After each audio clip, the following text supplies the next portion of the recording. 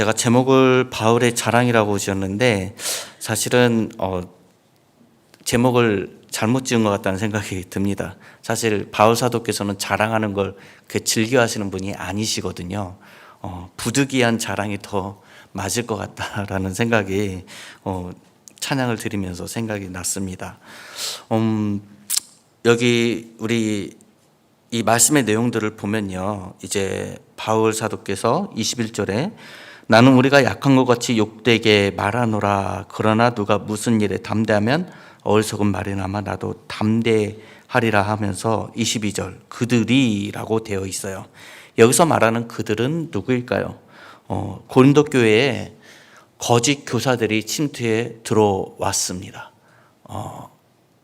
유대의 율법주의를 전하는 그런 거짓 교사들이 침투해 들어와서 바울과 고린도 교인들 사이를 이간질했거든요.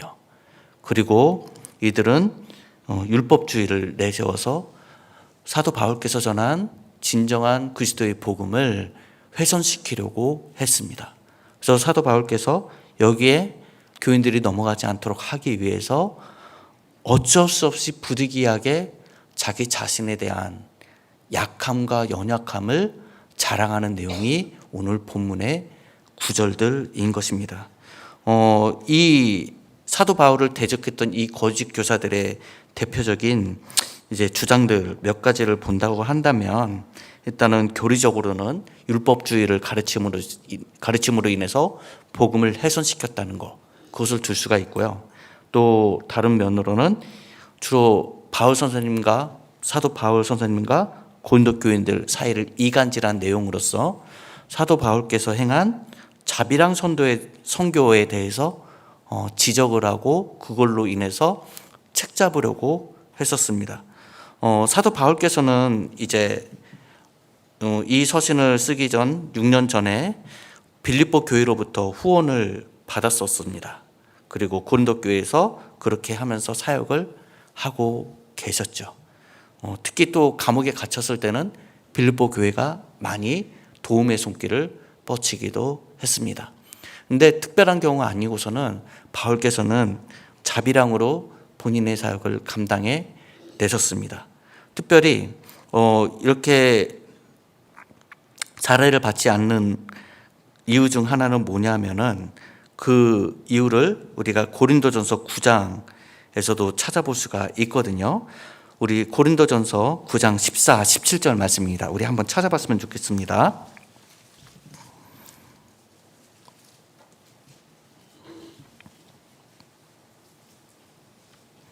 고린도전서 9장 14, 17절.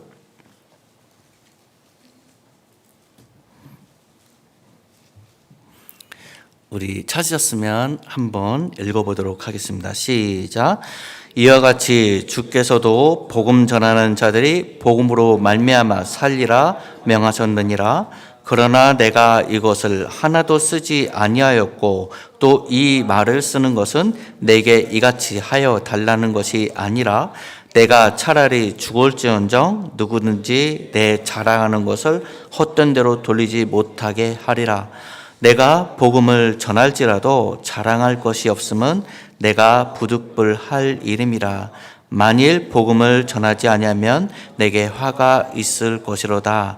내가 내 자의로 이것을 행하면 상을 얻으려니와 내 자의로 아니한다 할지라도 나는 사명을 받았노라. 아멘. 사도 바울께서 사실 주께서도 복음 전하는 자들은 복음으로 말미암아 살리라라고 분명히 말씀하셨거든요. 근데 바울께서는 그렇게 하지 않으셨어요. 그 이유는 뭐냐면은 이것이 자비랑으로 한 것이 하나님께 나중에 주님 앞에 섰을 때 주님께 받을 상급이라고 여겼습니다. 그러면서 혹여나 본인이 이렇게 사역함에 있어서 만약 사례를 받아서 혹여나 누군가 오해를 하거나 그리고 또 누를 끼치는 일이 있을까봐 매우 신중하고 조심스럽게 행한 그 결과가 사도 바울께서 자비랑 선교를 한 결과인 것입니다. 사도 바울께서는 본인의 사역에 있어서만큼은 이렇게 행하셨다라는 것이죠. 그래서 이제 바울께서 오늘 이 본문부터 22절 이후부터 본인이 당하신 고난에 대해서 하나하나 차근차근 이제 설명해 나가고 계십니다. 즉, 이 당하는 자신의 연약함으로 인해서 당하는 이 고난을 왜 굳이 설명할까요? 그것은 참된 그리스도의 일꾼과 가짜 일꾼을 구별하기 위해서 고린도 교인들로 하여금 그것을 구별하라고 일러주고 또 알려주기 위함입니다. 즉, 사도 바울께서 본인이야말로 정말 참된 그리스도의 일꾼이라는 것을 드러내기 위해서 이렇게 설명을 하고 있는 것이죠. 바울에게 있어서 참된 사도 바울께서 생각하시는 참된 그리스도의 일꾼은 고난에 참여하는 것으로 증명되어야 하는 것이었습니다. 특별히 초대교회 때라면은 더더욱 그러했습니다. 반대로 바울을 대적하는 거짓 교사들은 고난이 없었죠. 우리 빌립보서 1장 29절 말씀도 있는데 우리 한번 찾아봤으면 좋겠습니다. 빌립보서 1장 29절.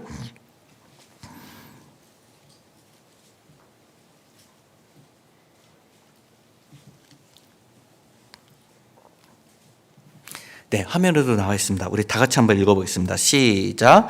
그리스도를 위하여 너희에게 은혜를 주신 것은 다만 그를 믿을 뿐 아니라 또한 그를 위하여 고난도 받게 하려 하심이라. 아멘. 참된 그리스도인은요, 예수 그리스도를 통해 은혜도 누리지만 동시에 그리스도를 닮은 사람으로서 그리스도의 발자취를 따르기에 그리스도를 믿는 그 믿음으로 인한 고난이 분명히 있습니다. 그러한 의미에서 사도 바울께서도 주의 일을 감당하는 참된 그리스도의 일꾼으로서 수많은 고난을 당하셨죠.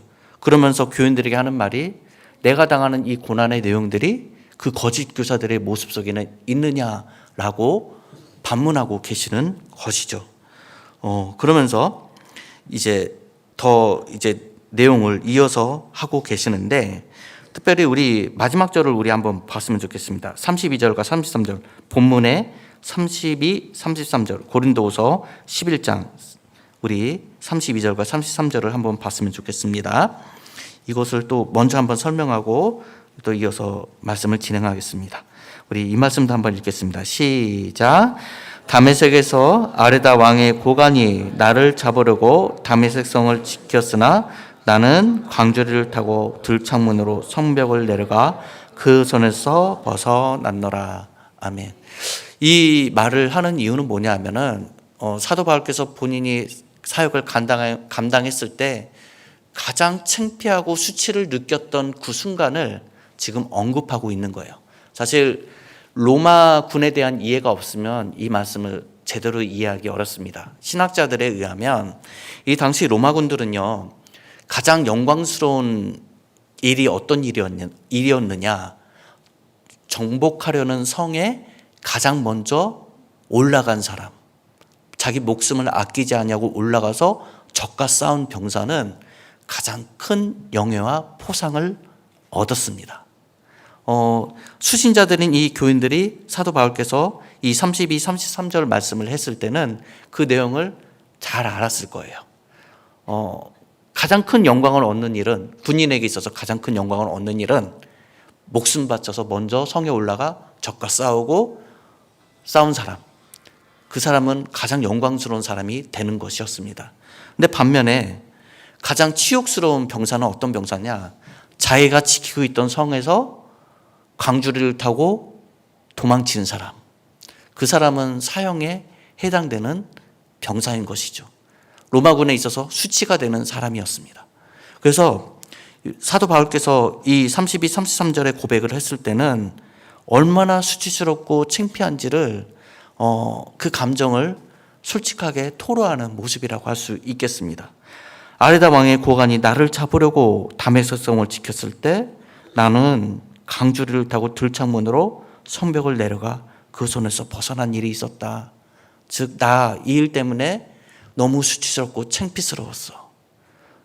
이 수치와 창피는 뭘로 인해서 당한 것인지 아느냐?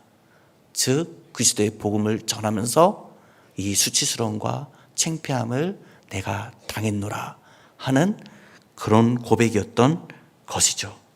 우리 이어서 또한 바울께서 당한 고난들을 우리 한번 또 봤으면 좋겠습니다.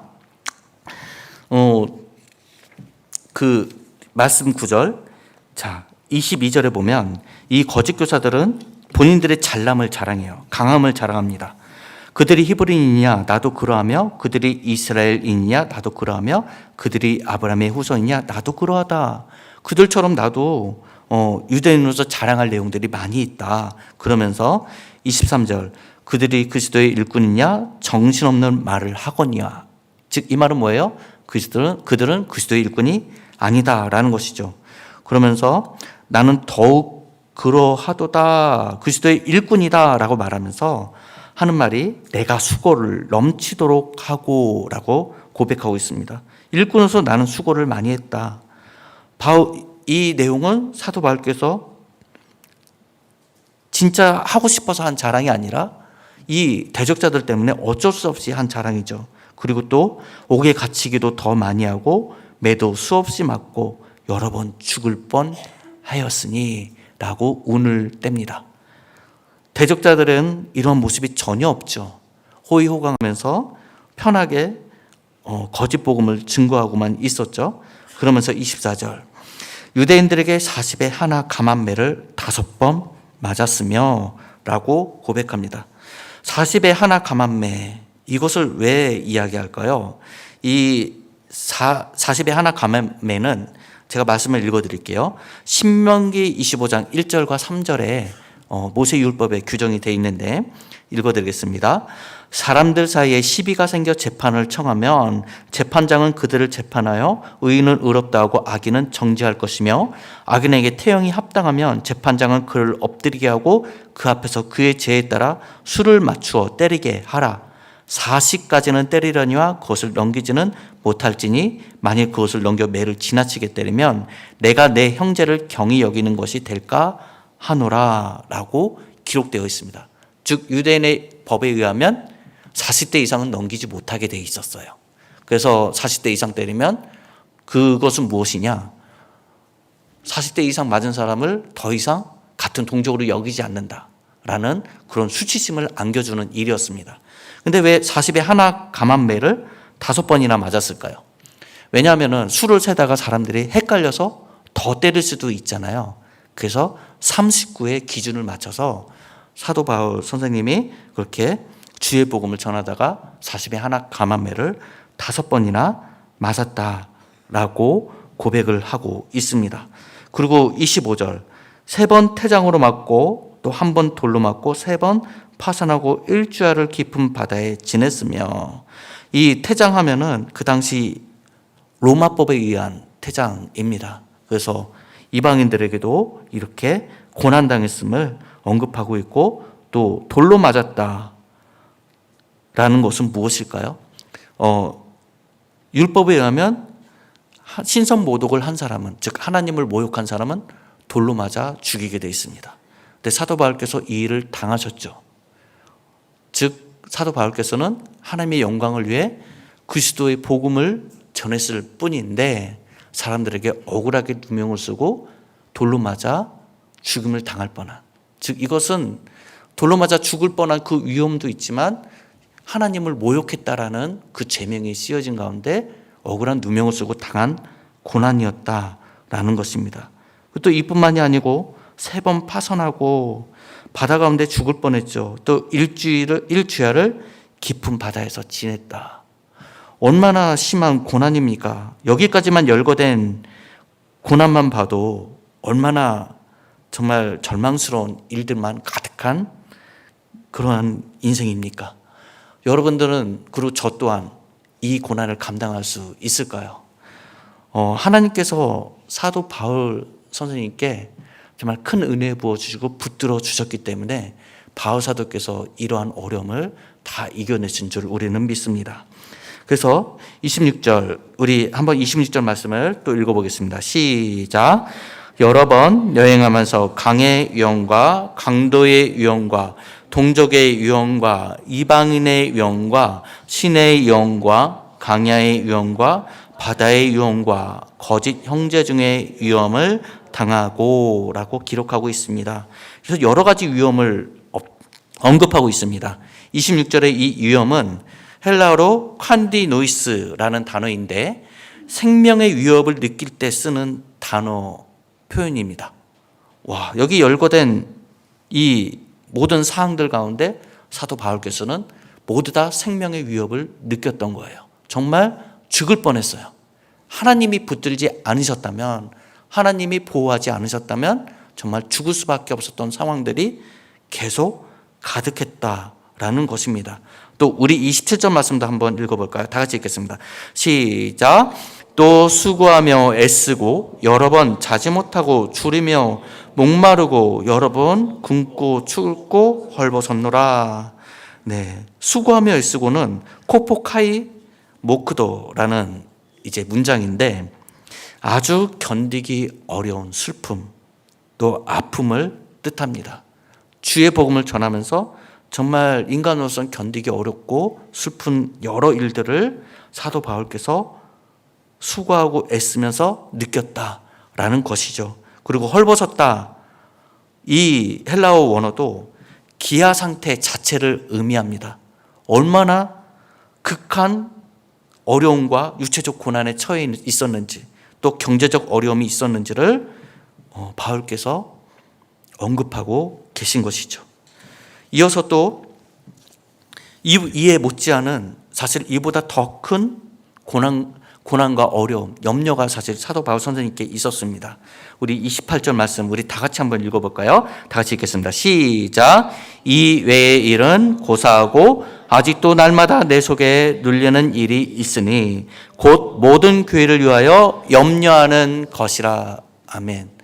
사도 바울 선생님께 가장 큰 고난은 뭐였냐 하면은 자기 자신이 당하는 그 고난이 아니었어요. 그게 아니라 하나님의 뜻에 따라 세워진 교회가 병들고 시들어져 가고 또 교인들이 신앙에서 멀어지는 거, 또 이단에 물드는 거, 거짓 교사들에게 속아 넘어가는 거, 이것이 사도 바울 선생님께 자신이 당하는 그 생명의 위협보다도 더 큰 아픔이었고 염려였다라는 것입니다. 즉 사도 바울 선생님은 자기 자신보다도 최고의 간신사는 예수 그리스도였고 그 다음으로 큰 간신사는 예수 그리스도의 몸된 교회였던 것입니다. 우리도 이 사도 바울 선생님을 닮아서 그리스도의 몸된 우리 점천제일교회를 더욱 사랑하는 모든 성도분들 다 되시기를 더욱 축복합니다. 서로 한번 인사할까요? 그리스도의 몸된 점천제일교회를 더욱 사랑합시다. 네. 사도 바울께서 교회를 향한 관심이 더 크셨어요. 자기 자신보다도요. 그리고 또 이어서 하는 말이 있죠. 29절. 누가 약하면 내가 약하지 아니하며 누가 실족하게 되면 내가 애타지 아니하더냐. 이 표현은 뭐냐면 교인들 한 사람 한 사람을 향한 사도 바울 선생님의 관심을 드러냅니다. 누가 약해지고 누가 어려운 일 당할 때 나도 같이 아파하지 않았느냐. 즉 고린도 교인들을 향한 사랑을 이렇게 표현한 거예요. 하지만 고린도 교인들은 어때요? 물론 일부 바울 선생님을 쫓아 사랑하고 또 지지했던 사람들도 있었지만 하지만 대부분의 사람들은 거짓 교사들에게 속아가 넘어가서 사도 바울 선생님의 사도권을 부인하고 또 대적하는 일까지 행하지 않았습니까? 그럼에도 불구하고 사도 바울 선생님은 교인들을 향한 사랑을 거두지 아니하시고 오히려 더 큰 그리스도의 사랑을 그리스도의 심장으로서 교인들을 사랑해서 이 고린도 전후서를 쓰셨다라는 것입니다. 자신의 잘남과 강함을 자랑했던 거짓 교사들과는 달리 사도 바울 선생님은 자신의 약함을 자랑하는 것을 우리는 이 본문을 통해 확인할 수가 있습니다. 그러면서 이 약함을 통해서 얼마나 자신이 교회를 사랑하는지 또 그리스도의 참된 일꾼인지를 드러내고 있죠. 오늘 본문 말씀을 통해 우리가 배울 점은 무엇이냐? 왜 하나님은 이렇게 크게 쓰신 이 사도 바울 선생님을 왜 이렇게 어려움을 당하게 하셨을까? 또 주의 복음을 전하는 이 바울 사도께서 왜 이 큰 고난을 당하시면서까지 주의 사역을 감당하셨나?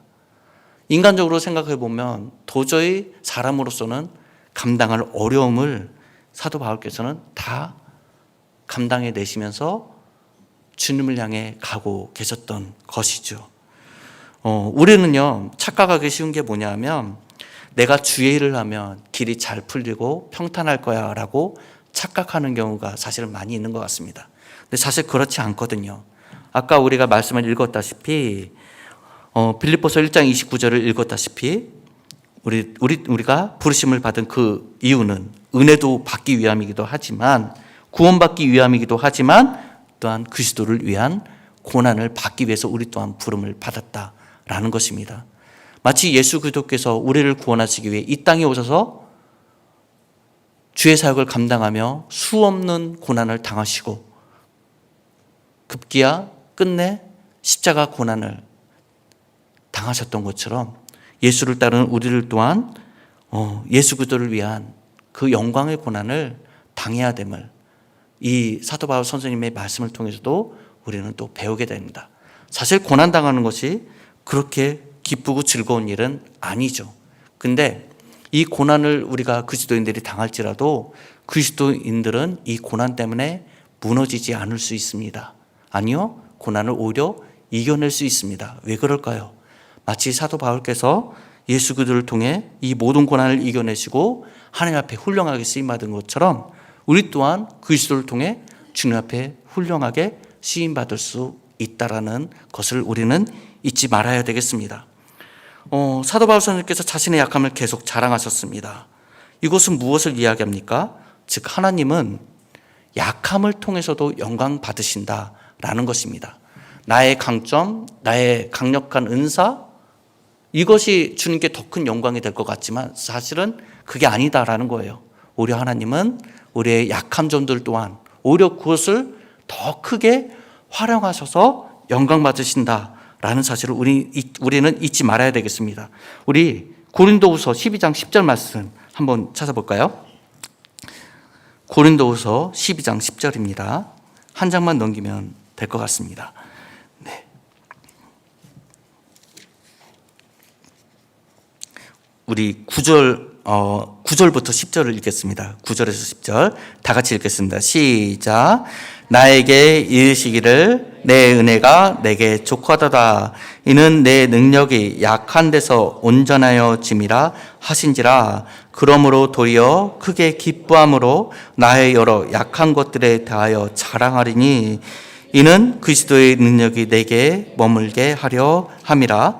그러므로 내가 그리스도를 위하여 약한 것들과 능력과 궁핍과 박해와 공고를 기뻐하노니 이는 내가 약한 그때의 강함이라. 아멘. 우리가 약할 때 하나님께서 더 크게 역사하실 줄 믿습니다. 사도 바울 선생님께서 약한 그때 하나님께서 예수 그리스도의 능력을 꼭 온전케 하신 것처럼 우리의 연약함 또한 주님 앞에 귀하게 쓰임받을 수 있다는 사실을 우리가 잊지 않았으면 좋겠습니다. 혹시 고난 가운데 힘드신 분들이 계십니까? 고난을 묵상하지 마시고 여호와 하나님을 바라보시는 그 은혜가 더욱 임하기를 소망합니다. 저도 이제 이번 한 주간 동안 학교 앞 전도를 또 했습니다. 또 오늘은 우리 사랑하는 청년들과 함께 모종공원에서 즐겁게 전도 사역을 또 감당을 했습니다. 학교 앞에서 전도할 때 참 기쁘고 즐겁기도 해요. 애들을 만나서 반갑고 그러기도 하지만 어떨 때는 반대에 부딪히기도 합니다. 어떤 학교 앞에서 문을 지키시는 그 수의 일을 감당하시는 분께서 저에게 직접적으로 오셔서 내가 전도하지 말라고 했는데 왜 또 와서 전도하느냐라고 항의를 하시기도 해요. 그럴 때는 어떻게 해야 될까요?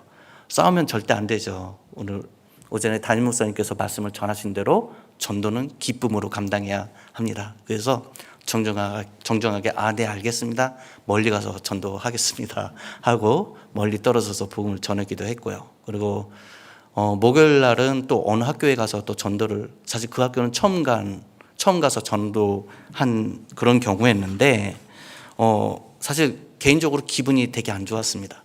전도 마치고 나서 오후 내내 그 생각이 나면서 사실 기분이 많이 상하긴 했는데 어떤 일이 있었냐면은 아이들에게 전도지를 나눠주고 간식을 나눠줬습니다.